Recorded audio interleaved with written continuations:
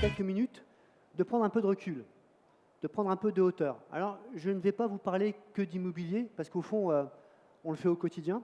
Alors, je ne vais pas vous parler d'immobilier, mais quand même, vous allez voir qu'à la fin, on va quand même réatterrir sur ce sujet de l'immobilier. Alors, soyez les bienvenus dans l'ère des paradoxes. Le premier paradoxe, c'est le paradoxe entre les temps courts et les temps longs. Le temps court, c'est l'immédiateté. Le temps long, c'est le temps de la transformation. Deuxième paradoxe, c'est le paradoxe entre l'individualisme, le soi, et en même temps ce besoin de communauté, ce besoin de collectif.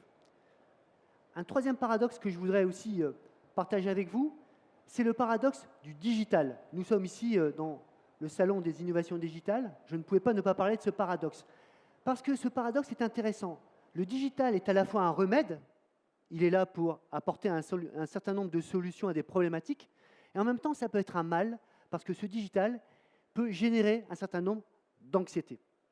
Nous sommes donc dans l'ère des aspirations contraires et des contradictions, avec en filigrane ce digital, cette data, cette intelligence artificielle. Et cette problématique, on la retrouve à la fois au niveau de la société, de l'entreprise et de l'individu, qu'il soit citoyen, consommateur ou collaborateur. Alors, l'ère du digital, ça me fait juste dire que nous sommes entrés dans un nouveau cycle. Alors peut-être que vous connaissez Kondratiev. Kondratiev, c'est un économiste assez fameux parce qu'il a travaillé sur ce qu'on appelle des cycles longs, entre 30 et 40 ans. Alors, quand on regarde cette diapo, il a commencé par exemple par le cycle, lorsqu'on a inventé la machine à vapeur, forcément, ça a changé, ça a complètement changé la société. Vous pouvez le lire, chemin de fer, électrification, automobile, jusqu'à ce cinquième cycle qui était le cycle autour des nouvelles technologies. Moi, je vous annonce un sixième cycle, qui est le cycle qui est lié au digital, à l'IA, à la data. Alors, ce qui est intéressant chez Kondratiev, c'est qu'à chaque fois qu'il a annoncé un changement de cycle, il y a eu aussi un changement de société. Et je pense qu'au fond, on pourrait dire que notre société est véritablement rentrée dans une espèce de crise, qui est celle des paradoxes permanents.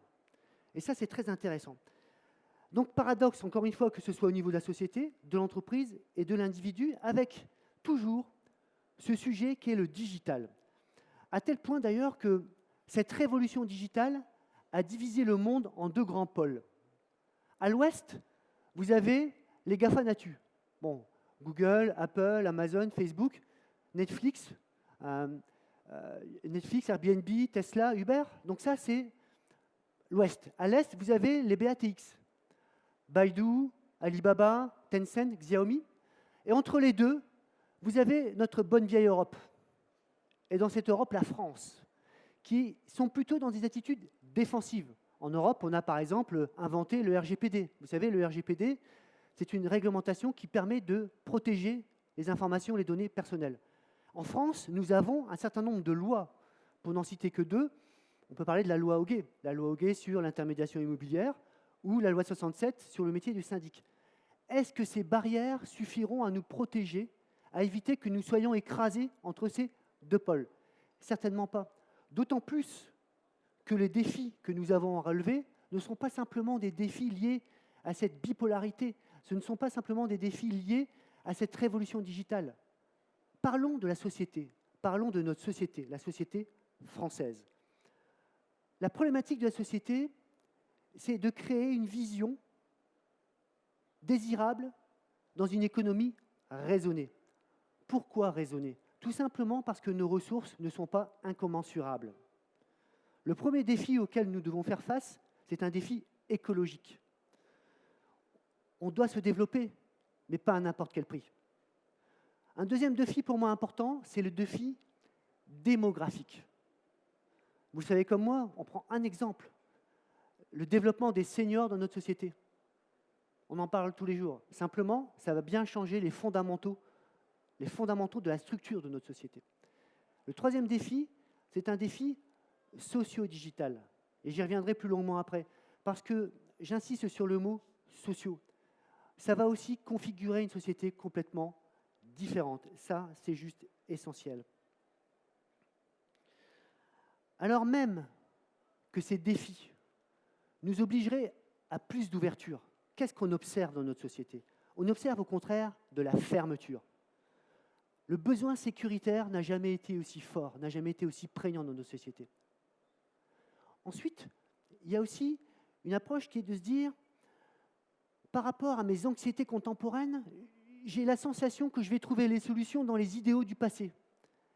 Et là, on retombe dans ce que moi j'appelle les ismes, populisme, fondamentalisme. Au fond, on pense trouver la solution dans ce qui se faisait avant. Un dernier élément qui, moi, m'intéresse aussi lorsqu'on parle, on réfléchit à cette société, c'est qu'au fond, nos concitoyens sont souvent contre tout, mais ils ne proposent en fait jamais rien de très concret. La société se clive, et je pense même que parfois nos dirigeants font tout pour nous cliver. On oppose un bailleur à un locataire, si on prend nos métiers. On oppose un propriétaire qui serait une espèce de rentier inutile à un start-upper qui serait, lui, l'avenir de notre société. Peut-être, mais faut-il les opposer? Donc une société qui se clive avec en toile de fond un pessimisme ambiant, qui a une traduction très concrète. C'est qu'on observe un développement de l'individualisme. Chacun des individus a tendance à se replier sur soi-même. Et on le retrouve dans les façons de se comporter. Au fond, je fais ce que je veux. Je veux avoir le droit à ma différence. Un exemple, on n'a jamais vu sur le marché du travail autant le nombre de freelances se développer.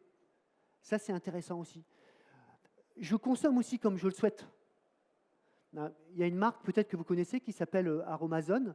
Vous pouvez composer, choisir vos ingrédients et fabriquer votre propre produit de beauté. Donc on va jusqu'à ça, c'est-à-dire qu'à un moment ou à un autre, je veux cultiver ma différence en faisant ce que je souhaite comme je le veux. Les syndicats, tout à l'heure je vous parlais de posture du contre sans apporter de solution. On observe aussi, aujourd'hui, nos syndicats sont incapables, parfois, de mobiliser la base, pourtant sur des causes qui paraissent être des causes communes assez évidentes. Alors, je vous parle d'individualisme, je vous parle d'individus, et en même temps, un paradoxe. C'est que même si nos concitoyens sont en recherche d'individualisme, ils ont aussi besoin du collectif. Ils ont aussi besoin de la communauté. Tout simplement parce que la modernité, oui, mais modernité avec une certaine proximité sociale. Qui aurait pu imaginer un déclin aussi rapide des supermarchés et un retour aussi fort du commerce de proximité? Les réseaux sociaux, certes, ça reste un élément important, mais des réseaux sociaux au sein de communautés plus petites, complètement maîtrisées. C'est peut-être une réaction à des grands réseaux sociaux comme Facebook qui ont parfois eu maille à partir avec je dirais, la justice sur un certain nombre de traitements de l'information. Donc ça, c'est très intéressant d'avoir ça. Au fond, on pourrait résumer ça par le titre du livre de Thierry Turkle, « Seul, ensemble ». Vous voyez le paradoxe dans sa synthèse la plus extrême. Je veux être seul, mais ensemble. C'est une vraie contradiction. Alors, lorsqu'on parle d'individualisation, lorsqu'on parle d'individualisme, on se rend compte aussi que c'est aussi une réponse au besoin de reprendre le contrôle sur ce qui passe autour de nous. La société avance trop vite. Les gens, comme nous tous, on a l'impression qu'on perd contrôle. Et pour ce faire, quelle est notre réaction? Eh bien, on a tendance à s'ancrer, à retourner sur des fondamentaux. La vie de quartier, par exemple. La vie de quartier devient de plus en plus forte, alors qu'avant, le quartier, on n'en parlait pas tant que ça. On voit aussi le business du développement personnel se développer. On est en quête de sens en permanence. Consommer peut même devenir un acte militant. Ça, c'est très intéressant. Et on verra après, ça nous aidera à comprendre ce que nous devons faire en tant qu'entreprise. Alors, s'il fallait résumer les choses, la vraie difficulté de notre société, au fond, c'est de construire des projets collectifs en tenant compte de tous ces paradoxes. Est-ce que ça, c'est l'apanage unique de la société? On retrouve exactement la même problématique au niveau de l'entreprise. L'entreprise doit faire face à deux grands paradoxes.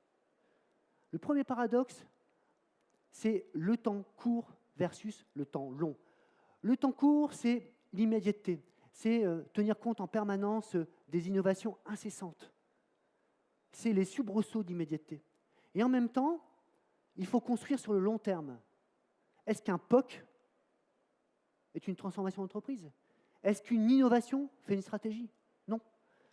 Transformer une entreprise, aider les gens, aider les collaborateurs à changer, ça prend du temps.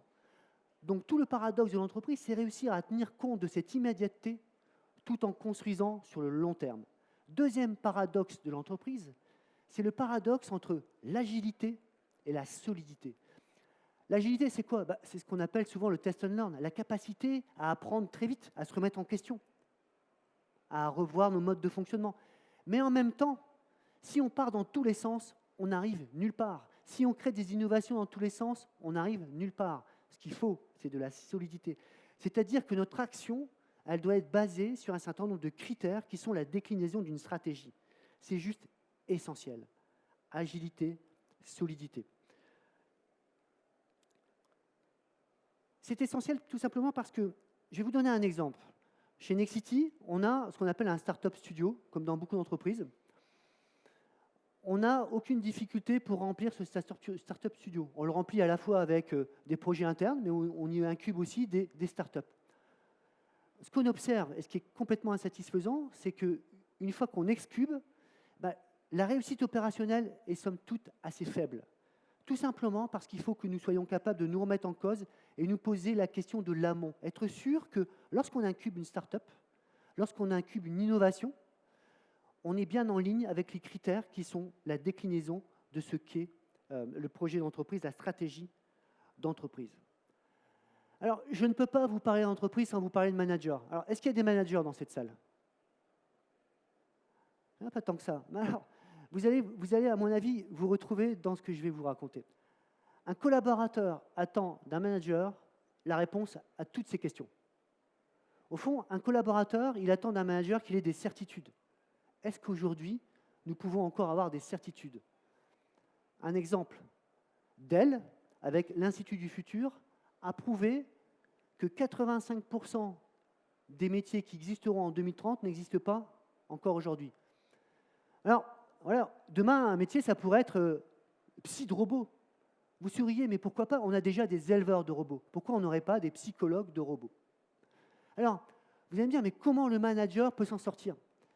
Je pense que le manager, plutôt que d'avoir des certitudes, il doit avoir des convictions. La conviction, c'est quoi? C'est la capacité à donner du sens à l'action, à expliquer en quoi l'entreprise est utile, à expliquer quel est le projet de cette entreprise. Et ça, c'est juste la base. Et de manager, il devient leader. Vous l'avez compris, tout ça, c'est une véritable transformation. L'entreprise doit se revoir, se repenser en tant qu'organisation. Elle doit devenir une véritable plateforme. Une plateforme, presque une plateforme transactionnelle, dans un écosystème qui va intégrer des startups, qui va intégrer des éléments extérieurs à l'entreprise, mais aussi des fournisseurs, parce que le fournisseur est un véritable partenaire, et doit être un véritable partenaire, mais tout ça pour faire quoi? Tout ça pour être capable de répondre à l'évolution des usages de nos clients, du consommateur, de ce fameux consommateur dont je vais vous parler maintenant. Alors, le consommateur. Quand on parle du consommateur, on traite des usages. Et la matière qui traite des usages, ça s'appelle le marketing. Alors, je vais vous dire une chose, le marketing est mort. Et vive le marketing. Et oui, ce marketing cartésien, vous savez, ce marketing qui était structuré autour de sociotypes, de CSP. On avait des critères très clairs qui permettaient de faire des segmentations. Aujourd'hui, moi, je vais vous parler de marketing aspirationnel, celui qui comprend les usages, qui les devine, qui les pressent. Et de la segmentation, je passe à l'hypersegmentation. Alors, je vais vous donner deux exemples qui sont des exemples de Nexity. Premier exemple concerne l'étudiant. Marketing cartésien, voilà, j'ai un segment, ça s'appelle l'étudiant. Maintenant, si je vais un petit peu plus loin dans mon analyse, et je me dis au fond, est-ce que je suis sûr que j'ai bien compris ce qu'était un étudiant? Nous, on a fait le travail. Et lorsqu'on travaille sur un étudiant, on se rend compte qu'au fond, il n'y a pas un segment, mais 7 segments. Segmentation, hyper-segmentation. Quel est le lien entre mon anti-Tanguy, c'est-à-dire c'est le jeune là, qui vient d'avoir le bac et qui veut trouver un logement pour faire ses études, avec le couple ou avec l'oiseau, qui est encore le plus jeune, encore plus jeune. Tous ces segments-là ont bien des usages qui sont différents. Ça veut dire usages différents, ils attendent des réponses et des services différents. Donc vous voyez, on pourrait se contenter de se dire, bah oui, nous, on crée des résidences-services pour les étudiants, on a bien la réponse au segment d'étudiants. C'est faux. C'est faux parce qu'au fond, la résidence service étudiante, elle va plutôt correspondre à l'anti-Tanguy et à l'oiseau, et beaucoup moins au couple ou ce qu'on appelle chez nous l'indépendantiste. Peu importe les définitions. Ce que je veux que vous compreniez, c'est que le segment ne suffit plus. Tout simplement, maintenant, il faut que nous travaillions plus en profondeur. À l'autre bout de la chaîne, parlons du senior. Alors, le senior, là, on a fait une segmentation sur l'âge 70-80 ans. Alors, on pourrait faire la même sur d'autres segments. Et là, je vais vous raconter une anecdote qui va vous faire sourire. Donc, on est, chez Nexity, leader sur la résidence service senior, avec notre marque qui s'appelle Égide de Métis. Et il y a quelques temps, il y avait une publicité qui avait été lancée. Alors, une publicité très moderne, avec deux belles gosses de 75 ans, 80 ans, hein, qui croisent un monsieur en pleine forme de 80 ans, et puis qui lui font une petite remarque un peu grivoise. Lorsqu'on travaille sur cette segmentation, on s'est rendu compte de quoi? C'est qu'au fond, cette publicité a été plutôt sur le segment épicurien. C'est-à-dire, au fond, c'est le senior qui rentre en retraite, qui a la pêche, qui refuse, au fond, le fait d'être en retraite et de vieillir, et qui se dit, moi, j'ai toujours la pêche et j'ai envie, en fait, de vivre comme un jeune. Ça, c'était le segment auquel s'adressait la publicité. Simplement, nos résidences services seniors, elles s'adressent aux pragmatiques et aux résignés. Le pragmatique, c'est la personne qui se dit de toute façon, oui, un jour, je devrais rentrer dans une résidence. Et le résigné, c'est celui qui a eu un veuvage à vivre et qui se dit de toute façon, je ne peux plus vivre seul. Donc, vous voyez, une publicité pour une marque qui s'adressait au fond au mauvais segment. Donc ça, c'est ça la capacité à faire du marketing aspirationnel et à avoir une espèce de conscience, une espèce d'humilité sur le fait que parfois on peut se tromper lorsqu'on n'est pas assez fin dans la façon d'aborder nos clients.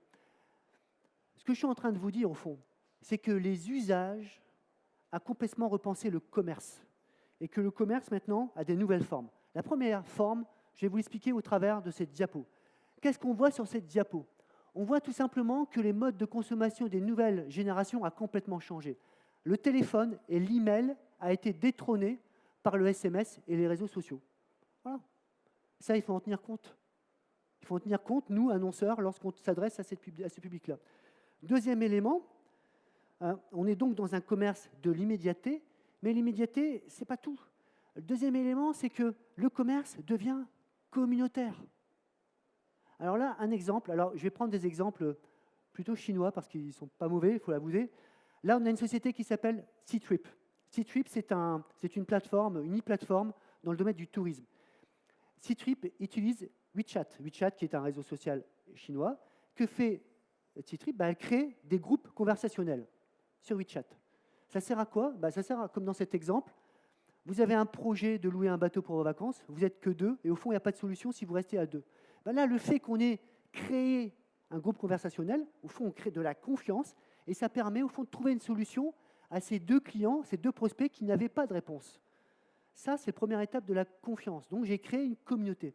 Si je prends l'exemple suivant, c'est l'exemple de Pinduo Duo. Alors là, c'est l'inverse. Imaginez, vous avez tous un compte peut-être Facebook, imaginez que vous apportez votre communauté. En fait, c'est une espèce de groupon inversé, ce que je vais vous expliquer. Vous venez avec votre communauté et vous allez sur la plateforme Pinduo Duo, qui est une plateforme de e-commerce. Puis vous dites, voilà, moi et ma communauté, on est intéressés par un certain nombre de produits. En fait, comme je vous dis, c'est un groupon inversé. Ça vous permet de faire quoi, cette communauté? Ça vous permet, au fond, d'avoir une puissance d'achat et de dire à Pinduo Duo, nous, on est 10, 20, 30, 40. Ça vous permet de réduire les prix et voire même, au fond, d'obtenir de la gratuité. Alors tout ça, c'est très intéressant. Parce qu'au fond, qu'est-ce qu'on observe quand on regarde tout ça? On est en train de se dire, on a toujours pensé que le commerce était un acte individuel. Je vous dis que c'est faux. Ce n'est plus vrai. Aujourd'hui, on s'adresse à un individu dans une communauté maîtrisée, dans une communauté connue. Et ça, c'est juste crucial. Immédiateté, conversation, communauté sont, je dirais, les nouveaux attributs de ce consommateur. Alors, vous allez me dire, ouais, mais tous vos exemples, ce n'est pas des exemples de l'immobilier. Alors, pourquoi? Tout simplement parce que je pense que parfois, il faut savoir sortir de son terrain de jeu et d'observer ce qui se passe ailleurs. Et très honnêtement, je pense que le retail a un petit peu d'avance sur nous en termes d'innovation sur ces sujets-là. Autre élément, je pense qu'on apprend beaucoup aussi d'observer de ce qui se passe ailleurs. Et au fond, si j'avais pris que des exemples de l'immobilier, je pense que vous êtes quand même un public averti et que je ne vous aurais pas appris grand-chose. Mais regardez, de ces exemples-là, on peut apprendre directement des choses. On pourrait, par exemple, se poser la question de ce que serait une agence immobilière demain. Eh bien, je vais vous expliquer ce que ça pourrait être au travers d'un exemple. Alibaba, que vous connaissez, c'est le Amazon chinois, a eu l'idée de créer une chaîne de magasins qui s'appelle Emma. Et au fond, pourquoi ils ont eu cette idée-là? Leur idée, à l'origine, c'était de se dire, on va essayer de créer la synthèse du meilleur des deux mondes, le monde digital et le monde physique. Alors, vous savez comme moi que le monde digital a certaines frictions, un certain nombre de frictions. Dans le digital, on ne peut pas toucher les produits. Et puis, la livraison, elle est asynchrone. Lorsque vous commandez, vous n'avez pas tout de suite votre produit. Le monde physique, là, il y a d'autres problématiques. Vous faites la queue pour payer, vous ne savez pas quels sont les ingrédients de l'aliment que vous achetez. Alors là, vous voyez, c'est le film qui raconte un peu ça. Donc, comment ça se passe? Vous allez dans le magasin, vous prenez votre téléphone mobile, vous scannez les produits, comme ça, vous êtes capable de savoir quels sont les ingrédients de ce produit. Une fois que vous avez terminé vos courses, eh ben, vous avez un QR code et vous allez payer avec ce QR code. Alors, la force d'Alibaba, c'est qu'en plus, il y a un moyen de paiement qui s'appelle Alipay. Donc là, tout va bien. Ça veut dire qu'en fait, ils ont à la fois l'information digitale et l'information du réel. Et au fond, ces magasins, vous l'avez vu, il y a plus de collaborateurs d'Emma que de clients. Parce qu'au fond, les collaborateurs d'Emma, qu'est-ce qu'ils font? Ils courent dans tous les sens pour faire les sacs, pour faire en sorte que une demi-heure après que vous ayez payé, vous soyez livré chez vous dans un rayon de 3 km. Ça marche tellement fort qu'aujourd'hui, Emma, c'est 150 magasins en Asie, et que dans les critères de recherche immobilier, maintenant, la proximité d'un magasin Emma est devenue un critère de recherche fondamental. Donc, vous voyez, c'est vraiment juste une vraie révolution. Et ce que je suis en train de vous dire, au fond, c'est qu'il n'y a plus de frontières entre le offline et le online. Il n'y a plus de frontières entre le digital et le physique. On pourrait se poser exactement les mêmes questions pour nos agences immobilières. Exactement les mêmes questions. Alors, quand même, je voudrais revenir sur peut-être plus nos métiers. Et vous parlez d'Open Door. Open Door, tout le monde connaît. On le connaît, Open Door, parce que Open Door a réussi une chose. Open Door a réussi à lever une anxiété. L'anxiété du vendeur qui se dit « Waouh, il faut que je vende très vite parce que je me suis déjà engagé dans l'achat d'un nouveau bien ». Ce que fait Open Door, c'est qu'elle vous paie cash en 48 heures votre bien. Maintenant, il y a une problématique pour Open Door. C'est qu'elle se retrouve à la tête d'un stock dont il faut qu'elle se débarrasse le plus rapidement possible. Alors, l'idée d'Open Door, c'est d'avoir créé un portail. Et de votre canapé, vous pouvez plonger dans ce portail, balayer les biens qui sont à la vente, choisir le bien avec une expérience client qui est simplifiée en termes administratifs. Ça veut dire qu'en gros, vous pouvez acheter un bien tout en restant assis dans votre canapé. On pourrait aller beaucoup plus loin. Et là, je vais vous donner un exemple qui est un exemple qu'a présenté Facebook lors d'une de ses dernières keynotes. Et notamment, c'était la keynote qui traitait du rachat qu'ils ont fait d'Oculus. Là, on rentre... Voilà, là, donc, vous avez deux personnages, un fils, son père. Ils sont séparés par des centaines de kilomètres. Et le père veut absolument regarder le match de foot avec son fils. Donc, ils mettent leurs lunettes. Et là, ils plongent dans un logement idéalisé. Le logement tel qu'ils le rêvent. L'intérêt, c'est qu'ils sont à deux, ils regardent virtuellement à deux, puisque chacun a son propre avatar. Imaginez juste que nous soyons capables de faire ça avec nos métiers d'immobilier. Que nos clients puissent rester assis dans leur canapé et aller visiter un bien virtuellement de la même manière, peut-être même en invitant un expert, un architecte d'intérieur, un décorateur, l'agent immobilier, en créant même une communauté complètement virtuelle grâce à ces avatars. Vous voyez que ça, c'est quelque chose qui un jour arrivera dans nos métiers. C'est quelque chose dont il faut qu'on s'inspire, tout simplement parce que ce n'est pas un gadget, ça. Ça, c'est véritablement la réponse à des nouveaux besoins, à des nouveaux usages de consommation. Alors, voilà, je voudrais terminer en vous disant que je vous ai parlé de quoi au fond? Je vous ai parlé de paradoxe de la société, de cette économie raisonnée. paradoxe de l'entreprise entre les temps longs et les temps courts, paradoxe de l'individu, collaborateur, consommateur, ce que vous voulez, qui lui lutte entre ce besoin d'individualisme et en même temps ce besoin de communauté, avec un substrat qui est celui du digital, qui vient bousculer les choses. Alors, vous savez comme moi que le paradoxe, il n'y a pas forcément de solution à des paradoxes. Pour répondre à des paradoxes, ce qui compte, c'est d'agir. Alors, puisque vous m'avez fait la gentillesse de rester jusqu'à la fin de mon intervention, je voudrais juste partager, moi, quelles sont mes clés personnelles pour avancer, qui sont des clés très simples. La première chose que je m'applique, et parfois c'est difficile, c'est d'être humble. L'humilité, ça me sert à quoi? Ça me sert à me remettre en cause. Ça me sert, au fond, à me dire que ma façon de penser n'est pas forcément la bonne. Ça m'empêche aussi d'être arrogant. Je suis un des dirigeants du leader français d'immobilier. Je pourrais me dire, voilà, on a les solutions à tout, on est les numéros 1. C'est faux. Tout simplement parce que je me dis que le petit d'aujourd'hui peut être le grand de demain. Cette humilité, elle me sert aussi à faire une deuxième chose. Je vous l'ai dit, c'est me remettre en cause pour apprendre. Parce qu'au fond, plus j'apprends, plus je me rends compte que je ne sais rien. Plus vous savez, moins vous savez. Et le dernier élément que je voulais partager avec vous aussi, c'est qu'il ne faut pas hésiter à prendre des risques. Changer de terrain de jeu et augmenter votre terrain de jeu, votre niveau de jeu. Je vous remercie.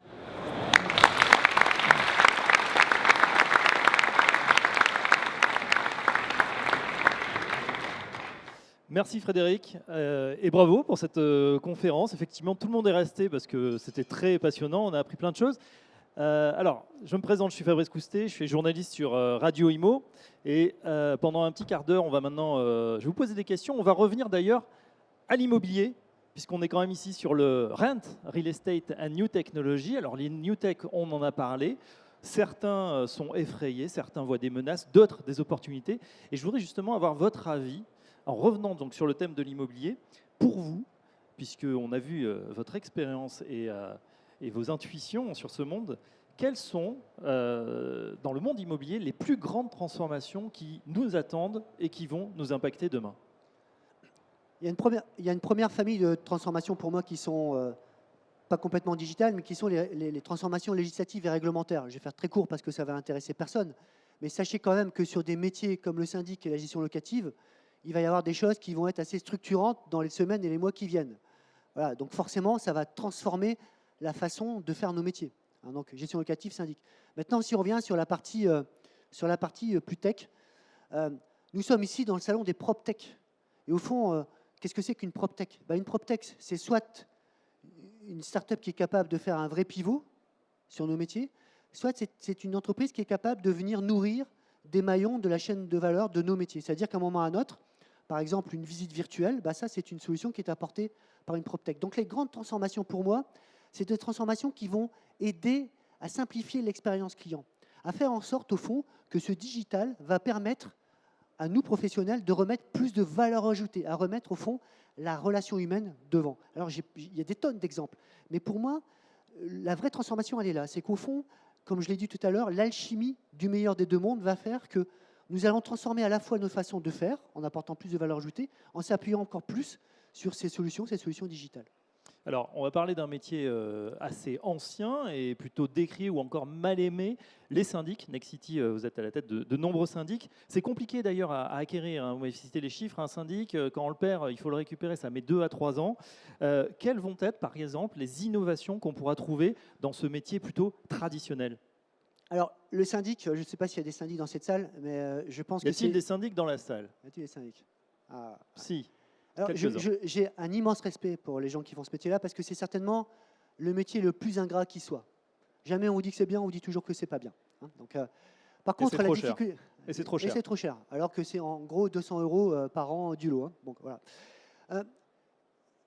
Nous, on a travaillé avec l'intelligence artificielle, on a travaillé à la définition d'un algorithme qui nous permet d'anticiper le churn, l'attrition, c'est-à-dire la perte de clients.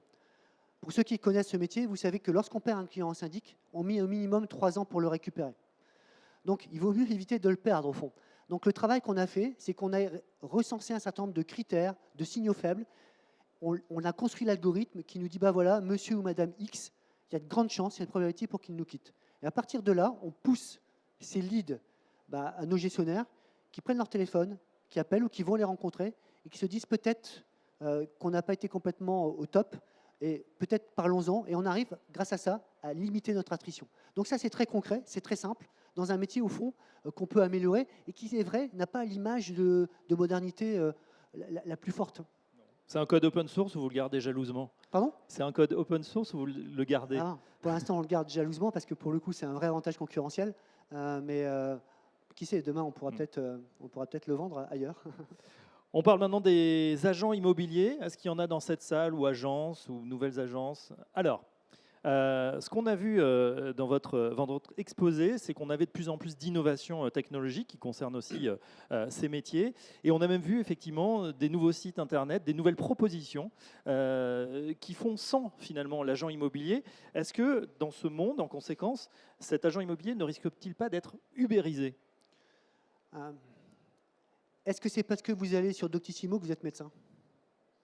Pas encore. Voilà ma réponse. Au fond, si l'agent immobilier ne se remet pas en cause et n'adapte pas ses façons de faire, certes, il disparaîtra. Est-ce que Uber a fait disparaître les taxis? Ça a juste rechallengé les taxis. Ils sont plus aimables, les taxis sont plus propres maintenant. Il a bien fallu un moment qu'un autre qu'on bouscule. Moi, je pense que la force que nous avons, nous, agents immobiliers, c'est que tous les jours, nous sommes en contact des clients. Et que ces GAFA Natou ou ces BATX, les clients, ils ne les voient pratiquement jamais. Je dis toujours, celui qui gagne, c'est celui qui serre la main du client. Maintenant, serrer la main du client, ça ne suffit pas. Il faut que dans les échanges que nous ayons avec les clients, nous prouvions que nous avons une véritable valeur ajoutée. Au fond, je vous dis tout à l'heure, le niveau de jeu doit monter. Tout simplement parce que le client, lui, la donnée, il l'a, la data, il est là. Il est capable de se dire, OK, le bien, je sais où le trouver. En plus, je sais le situer dans un quartier. Ce qui est intéressant, c'est le conseiller dans l'agence qui, lui, va l'aider à affiner son projet, à faire en sorte que son projet soit le bon et que lui trouver le produit qui correspond vraiment à son étape de vie, à son usage. Et moi, je pense qu'au contraire, moi, je ne parle pas d'ubérisation. Au contraire, je trouve que le digital, ça va remettre nos métiers devant parce qu'on va redégager du temps humain, du temps beaucoup plus qualitatif, qui sera mieux reconnu d'ailleurs par nos clients. Et je rappelle aussi qu'on voit toujours le côté négatif du digital, mais le digital, ça permet aussi de faire quoi? Ça permet de supprimer un certain nombre de tâches à faible valeur ajoutée qui ne sont même pas perçues par les clients. Et ce qui n'est pas perçu par le client n'a pas de prix. Donc c'est pour ça parfois qu'on vous dit, oui, les syndics, c'est trop cher. Tout simplement parce que les clients ne savent pas ce qu'il y a derrière comme boulot. Et l'agent immobilier, c'est pareil. On peut lui dire, ce que vous faites, moi, je pourrais le faire. Oui, simplement, il y a plein d'autres choses que l'agent immobilier apporte aujourd'hui qu'un particulier n'aura jamais et ne sera jamais capable de traiter lui seul. Donc, ubérisation, peut-être, mais pour moi, c'est plutôt une opportunité.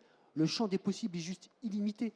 À nous d'être curieux, créatifs et d'être capables de nous remettre en question dans nos façons de faire au quotidien. On a vu Merci. On a vu au niveau de la data, effectivement, qu'il y en a de plus en plus.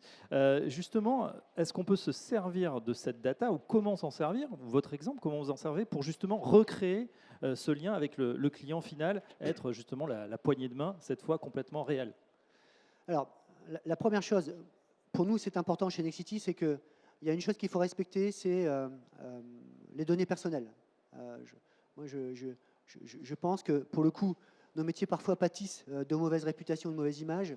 Je pense que le mauvais traitement, la mauvaise utilisation des données personnelles, c'est un délit, voire un crime pour moi. À un moment ou à un autre, nous devons respecter, si un client se dit, moi, opt-in ou opt-out, il faut respecter son choix. C'est-à-dire, est-ce que j'accepte ou pas qu'on utilise mes données? Ça, c'est le premier point qu'il faut respecter. C'est juste essentiel ce que je vous dis, parce que ça, c'est vraiment ce qui va faire la bonne réputation ou la mauvaise réputation de nos métiers. Oui, la data nous aide, bien sûr, parce que la data, elle nous aide à comprendre ce qu'on ne pourrait pas comprendre à l'échelle de grosses masses. Si vous êtes un agent immobilier dans un quartier, que vous avez hérité de l'agence immobilière de votre père ou de votre mère, ok, le quartier, vous le connaissez par cœur. Quand vous gérez des grands réseaux immobiliers avec des données et des nombres de clients importants, comment voulez-vous avoir cette même connaissance du client autrement qu'en utilisant de la donnée, en utilisant du digital? Au fond, le digital, ça permet d'avoir la même connaissance du client que là, aujourd'hui, l'agent immobilier du quartier. C'est-à-dire qu'au fond, si on est capable de la traiter de manière intelligente, de la segmenter, comme je dis, de l'hyper-segmenter, c'est l'exemple de mes étudiants ou l'exemple des seniors, on passe de grands segments à des micro-segments. Et moi, j'aime bien dire, on ne fait pas du sur-mesure, on ne fait pas du prêt-à-porter, on est sur ce que moi j'appelle le one-to-few, c'est-à-dire qu'on travaille sur des grands segments et on est beaucoup plus fin sur ce qu'on offre. Et donc, du coup, on est beaucoup plus pertinent. Et le client on a l'impression qu'on le comprend mieux. Et donc, du coup, on améliore cette expérience client. Et si on a une meilleure expérience client, du coup, on fidélise les clients et on fait plus de business. On a vu effectivement qu'on entrait dans l'ère des robots. Alors, ils ne sont pas tout à fait au point. Il y en a quelques-uns d'ailleurs dans le salon. Vous pourrez discuter avec eux. Pour l'instant, on a l'impression quand même que ces intelligences artificielles sont limitées. Comment, au jour le jour, elles peuvent commencer à nous aider? Comment vous vous en servez chez Nexity? Alors, c'est vrai que ces robots créent beaucoup d'anxiété. Mais juste une boutade, est-ce qu'un robot est capable de casser un œuf? Pourtant, casser un œuf, c'est juste une tâche juste élémentaire. Donc vous voyez bien que le robot, je ne pense pas qu'il remplacera un jour l'homme. Et si on parle de robot, on parle d'intelligence artificielle. L'intelligence artificielle, c'est la capacité, au fond, à transformer l'information en données, c'est-à-dire de mettre de l'intelligence dans la donnée. Donc nous, on en a besoin, je vous ai parlé tout à l'heure d'algorithmes. Je pense que plus nous avançons dans le temps, plus nous aurons besoin d'algorithmes pour essayer de comprendre qui sont nos clients. Donc oui, les robots, à mon sens, deviennent indispensables. C'est ça la 6e révolution, le 6e cycle de Kondratiev. C'est bien l'ère de cette intelligence artificielle. Encore une fois, je mets beaucoup de précautions. Ne tomberons pas non plus dans le travers de penser que tout sera intelligence artificielle. C'est bien un moment, l'homme qui décidera de ce que sont les algorithmes et de la façon de les utiliser. Et à un moment ou à un autre, il y aura aussi des garde-fous. En commençant, je vous ai expliqué par une boutade que l'Europe était coincée entre ces deux masses que sont l'Ouest et l'Est. Certes, mais la force de l'Europe et de la France, c'est que on a toujours été ceux qui avons été là pour protéger, pour faire en sorte que la façon de faire nos business soit une façon éthique, qui est quelque chose de juste essentiel. Ce client aussi, il faut en parler, ce client qui pose tous les jours la porte de vos agences, il peut être aussi un peu frileux. Hein. On a vu cette accélération, ce nouveau cycle Kondratiev. Ce n'est pas évident pour tout le monde. Il y a même une fracture numérique qui est, voilà, on se sert ou pas des outils digitaux. Comment on peut aider le client justement à franchir ce cap, à franchir le pas? Alors, on parlait tout à l'heure des agences immobilières. Moi, je pense que l'agence immobilière de demain n'a plus rien à voir avec l'agence immobilière d'aujourd'hui. Elle doit être le meilleur des deux mondes, comme on l'a vu avec les magasins Emma et d'Alibaba. Mais ça ne suffit pas. On a déjà des agences plus ou moins connectées avec des cartes 3D, avec des visites immersives, avec des Oculus ou des lunettes Google. Ça ne suffit pas. Je vous ai parlé énormément de communauté. Moi, je pense qu'au fond, qu'une agence, elle doit vivre dans un quartier et que cette agence devrait devenir une espèce d'agora, bien sûr. On continuera à faire du business, mais en fond, elle est un lieu de vie dans un quartier où les gens passeraient d'ailleurs, où il pourrait y avoir des associations, il pourrait y avoir des services autres que des services immobiliers, pour qu'au fond, l'agence immobilière devienne indispensable au paysage du quartier. Et si on arrive à faire ça, ça veut dire qu'on a réussi à être connu comme étant très proche des clients, comme les comprenant bien, et en même temps, on apporte un service qui deviendra naturel. Plus personne ne se posera la question d'utilité d'un agent immobilier s'il est complètement dans cet écosystème du quartier, la communauté, la conversation. Souvenez-vous des mots, hein.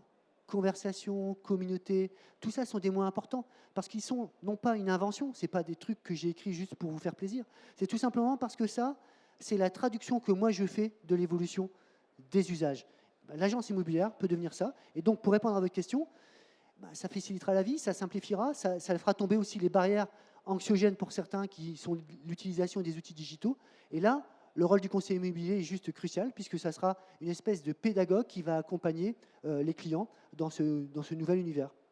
J'avais pratiquement une dernière question pour vous, Frédéric. C'est votre organisation, hein, évidemment, vous êtes au cœur de cette transformation digitale. Ce n'est pas évident, vous l'avez dit, parce que ça va très vite et c'est une histoire de mentalité, de culture d'entreprise. C'est peut-être le plus compliqué à changer. Est-ce que vous pouvez partager votre expérience, justement, comment vous avez fait au sein de Nexity pour passer au Nexity 2.0? Alors, temps court, temps long, c'est ce que j'ai dit tout à l'heure. Le temps court, oui, c'est l'immédiateté, c'est l'innovation. Et le temps long, c'est construire. On ne transforme pas un collaborateur du jour au lendemain. Un exemple, dans nos résidences services étudiants, nos étudiants, ils attendent autre chose qu'un accueil type concierge. Maintenant, ils veulent des happiness managers. OK, donc c'est chouette, happiness manager. Simplement, quand vous expliquez à certains collaborateurs, toi, ça fait 15 ans que tu faisais, j'aime pas le mot concierge, mais voilà, et que maintenant tu es happiness manager, c'est pas si simple. Donc, il faut accompagner. Le devoir d'une entreprise, c'est de former, d'accompagner. Donc ça, c'est un investissement qui est très lourd. En même temps, c'est de créer des instances qui permettent au fond de s'ouvrir la tête. On a dans cette salle des gens qui appartiennent à ce qu'on appelle le comité des curiosités. On a une vingtaine de collaborateurs qu'on a choisis dans toute l'entreprise, qui au fond sont animés un peu différemment, qui vont un peu se balader dans des salons comme celui-ci, qui challengent aussi parfois ce qu'on peut raconter sur la stratégie. Ils sont là comme une espèce d'aiguillon. Donc parce que je pense que tout à l'heure je vous ai parlé d'humilité, à un moment ou à un autre, on peut être 4 dirigeants, mais ce n'est pas parce qu'on est 4 dirigeants qu'on a la science infuse et qu'on a la réponse à toutes les questions. Il faut aller chercher aussi des informations ailleurs. Et puis le dernier élément, il faut aussi créer des organisations au sein de l'organisation même, des plateformes. Et je vous parlais tout à l'heure du Startup Studio. On a un Startup Studio, on a des directions d'innovation, on a aussi de la veille marketing. On a des gens chez nous qui parcourent le monde, les salons internationaux, pour essayer de comprendre les signaux faibles qui nous serviront peut-être demain. Au fond, un mot, c'est être capable de se remettre en cause en permanence, même quand on est une très grosse organisation. Merci Frédéric. En tout cas, on a vu qu'on peut l'applaudir, effectivement. Frédéric Verdaven, on est pile sur le temps. Directeur général délégué de Nexity. Juste un mot de conclusion, c'est vrai qu'on a vu que c'était ces outils numériques. Vous auriez pu regarder la conférence avec votre casque de réalité virtuelle. Vous auriez pu regarder ça sur Internet puisqu'il y a une captation. Mais je pense que justement, c'est ça aussi le monde moderne, c'est rester ensemble, rester sur ces grands événements, ces beaux événements. Je vous souhaite une excellente journée à tous sur le Rint.